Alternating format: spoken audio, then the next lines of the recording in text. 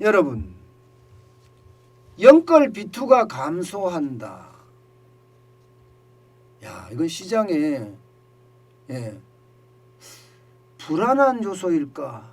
아니면 시장에 긍정적인 요소일까요? 분명한 것은요, 영끌이나 비투가 감소하고 있다는 사실입니다. 많이도 감소했습니다. 5대 시중은행 전년말 대비 대출 감소액을 보면 4,619억 원이나 줄어들었습니다. 그러면 영혼까지 끌어모아서 집을 사는 사람, 빚을 내서 주식 투자에 하는 사람이 많이 줄어들었다는 이야기인가요? 실제 말입니다, 여러분. 대출 규제를 하니까, 금리 인상을 한다니까 실제로 줄은 것도 사실이에요. 여러분, 이거 한번 보세요. 2021년 10월만 하더라도 여러분, 706조 3,258억 원이었습니다. 가계대출이 말입니다. 5대 시중은행에서. 이것이 11월에는 폭증했죠. 708조에 8조 6,880억 원, 그리고 12월에는 709조 528억 원까지. 그런데 지금 1월 6일 현재입니다. 2022년 1월 6일 현재에 줄어들었어요. 거의 4,619원이 줄어들었습니다. 708조 5,909억 원으로 줄어드는 겁니다. 이렇게 줄어드니까 여기에 대한 해석이 진짜 굉장히 달라지고 있어요. 굉장히 달라지고 있어요. 그러면 뭐가 줄었느냐? 4,619억 원이 줄어들었는데 뭐가 줄어들었느냐? 이게 중요하잖아요. 그게 바로 영끌이나 비투라는 거예요. 왜냐하면 말입니다. 이 지표를 한번 보세요. 이 지표를 보면 신용대출이 845억 원이 줄어들었고요. 주택담보대출이 2,054억 원이 줄어들었습니다. 나머지 기타 대출이 줄어드는 거고요. 이게 신용대출이나 혹은 주택담보대출이 줄어들었다는 것은 결국 말입니다. 영끌하는 사람들이 줄어들었고 신용대출은 비투하는 사람들이 줄어들었다. 이렇게 해석을 합니다. 그러면 영끌이나 비투가 왜 줄어들었느냐? 거기에 대한 해석은 금리가 올라서다. 지금 여러분도 알다시피 11월 현재예요. 주택담보대출 금리는 3.51%입니다. 그리고 일반 신용대출 금리는 5.16%입니다. 금리가 계속 올라가고 있어요. 올 1월에 비하면 거의 1% 가까이 올라갔습니다. 금리가 8월에 0.25% 올렸고 11월에 작년 11월에 0.25% 올렸잖아요. 그러니까 대출금리가 폭증한 거죠. 이 대출금리가 폭증했기 때문에 이게 줄어들었다 이렇게 이야기합니다. 그렇게 분석을 합니다. 여기에다가 DSR 이제 차주 단위로 올 1월 1일부터 적용을 하잖아요. DSR이라는 게 총부채 원리금 상환 비율인데 결국 내가 얼마 버느냐에 따라서 원리금으로 얼마를 써라. 40%까지만 써라요. 내가 5천만 원을 벌고 있으면요. 5천만 원을 벌고 있으면 2천만 원까지 원리금 상환에 써라. 1년에 2천만 원이면 여러분 한 달에 적어도 한 180만 원 정도만 원리금 상환하는 데 쓰는 거다. 그 이상은 안 빌려준다 이런 얘기예요.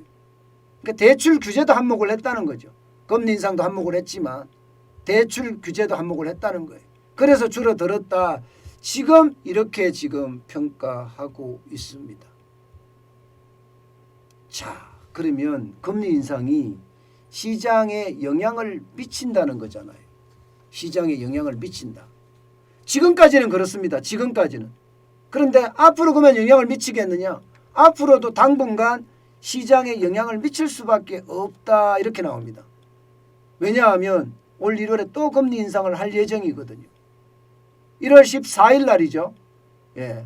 한국은행의 금융통화위원회가 열리면 이때 금리 인상이 될 겁니다. 아마. 왜냐하면요. 시장에서 벌써 은행채의 금리가 올라가고 있습니다. 2021년 12월 21일에 2.4%인 은행채 금리가 2022년 1월 6일에는 2.5%까지 0.4%포인트가 올라갔거든요. 이 말은 말입니다. 은행에서 돈을 조달해서 대출을 해주고 있는데 이 조달 금리가 올라갔다는 뜻이에요. 은행채 금리가 올라갔다는 뜻은. 그러면 미리 올라가 주는 거죠. 금리가 올라간다고 예상을 하기 때문에 미리 올라주는 겁니다. 미리 올라줘요. 그래서 그 은행채 금리가 올라가게 대출 금리가 또 올라가게 되거든요. 물론 말입니다. 물론 이게 1월달이 비수기지 않냐. 1월달 자체가 뭐 이사에 대한 수요도 그렇게 적은 거고 또 연말에 성과급이 많으니까 대출 수요가 아무래도 적기 때문에 그런 것 아니냐. 이렇게도 해석하시는 분들이 있지만 제일 중요한 것은요. 돈값이 올라가는 거예요. 돈값이. 금리가 올라가는 거예요. 올라가기 때문에 앞으로 줄어들 가능성이 더 크다. 이렇게 예측은 해요. 그렇다고 하더라도 여러분 통화량이 그러면 줄어들 거냐? 이것은 아닙니다. 통화량은 계속 늘어날 거예요. 돈의 값어치는 계속 떨어진다는 뜻이에요. 정부가 올해 예산만 하더라도 607조 7천억 원이잖아요. 작년보다가 50조가량 늘어났습니다. 작년에 본 예산이 558조예요.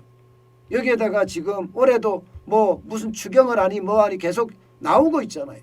통화량 계속 늘어납니다. 결국 말입니다, 여러분. 저는 이게 어느 정도 충격이 된다고 생각하나 하면 금리는 금리대로 올라가서 영끌이나 혹은 영끌은 자영업자도 있고 청년도 있습니다. 여기다 B2 이것도 마찬가지 자영업자도 있고 청년도 있습니다. 이 자영업자나 2030 청년들에게 그 충격이 고스란히 갈 겁니다.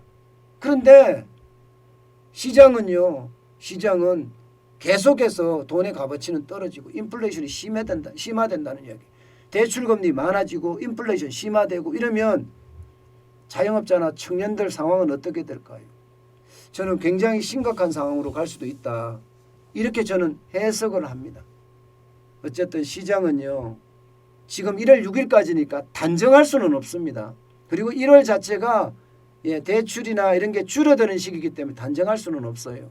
제가 작년에도 이렇게 말씀을 드렸는데 단정할 수는 없습니다. 그러나 분명한 것은 뭔가 조금씩 경제 환경이 바뀌어가고 있다. 이런 것은 느껴지시죠? 금리가 올라간다는 그 자체만 하더라도 말입니다.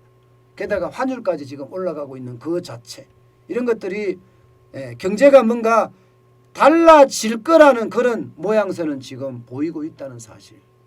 여러분들은 저도 마찬가지고 그것만 일단 기억하고 시작하자고요.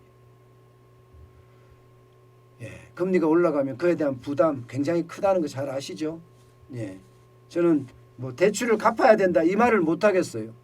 왜냐하면 너나 할 것 없이 지금 대출을 돌려막기 하고 있는 그런 상황이기 때문에 제가 뭐 장담은 못 하겠습니다. 그만큼 많은 분들이 지금 상황이 어려워지고 있다 이런 이야기죠.